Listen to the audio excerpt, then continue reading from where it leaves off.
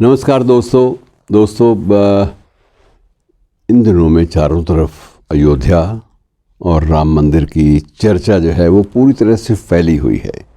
और चाहे electronic media है या प्रिंट मीडिया है या फिर सम्मेलन हैं या समारोह हैं, सारे के सारे, या इवन जो इसके विरोधी हैं उनके भी, विपक्ष है या प्रतिपक्ष है या सत्ता पक्ष है, सबका ध्यान अयोध्या पे टिका हुआ है। किसी न किसी कारण से, किसी न किसी बहाने से, किसी न किसी रूप में इसे एक बहुत बड़ी ऐसी एक घटना माना जा रहा है। राम मंदिर का निर्माण जो है ये हर व्यक्ति के जहन पर सवार है और अच्छे ढंग से।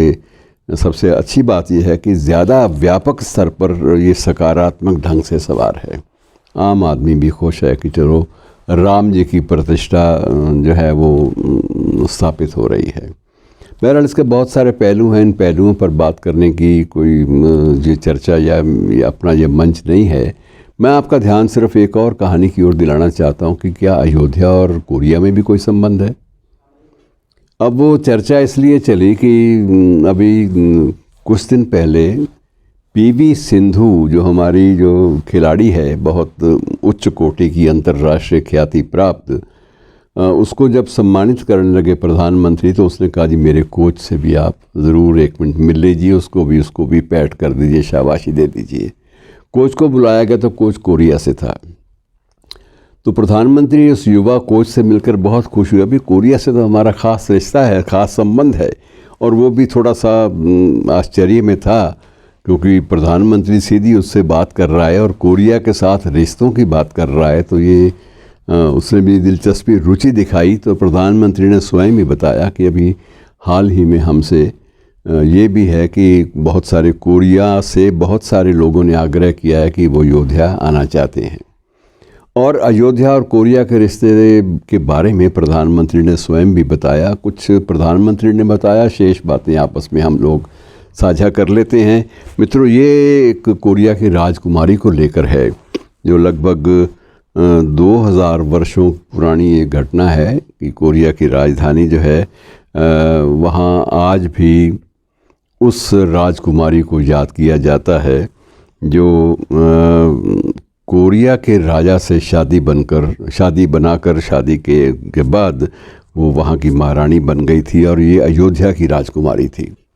अब ये चीज़ें बड़ी अजीब लगती हैं कि हमारे इतिहास में कम से कम इसका उल्लेख नहीं है, लेकिन अब धीरे धीरे ये चीज़ें स्पष्ट होने लगी हैं कि सरयू नदी के किनारे पर एक स्मारक भी है और वो स्मारक उसी राजकुमारी की स्मृति में है। और कोरिया से लोग आज भी आते हैं और आते हैं किस कारण से? वो कारण एक ये है कि वो जो महारानी, जो अयोध्या की राजकुमारी थी, कोरिया की महारानी बनी कालांतर में, उनकी वंश परंपरा में आगे जो संतानें हुई, सब संतानों ने अपने बुज़ुर्गों को, अपनी विरासत को भुलाया नहीं।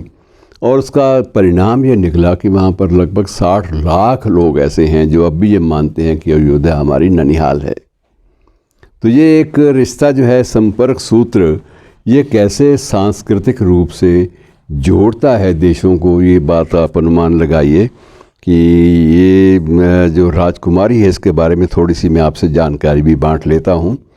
ये दक्षिणी कोरिया की थी ये घटना सारी की सारी, और सरयू के किनारे उस महारानी का स्मारक आज भी मौजूद है जो कभी यहाँ की, मतलब हमारे अयोध्या की राजकुमारी थी, आज भी वहाँ बना हुआ है। और महारानी का नाम है हियो हरांग ओक। और पुराने कोरियाई इतिहास में एक राजवंश आता है, राजवंश का नाम था कारक राजवंश। और राजवंश के संस्थापक थे राजा किम सू रो, नाम ये ऐसे होते हैं।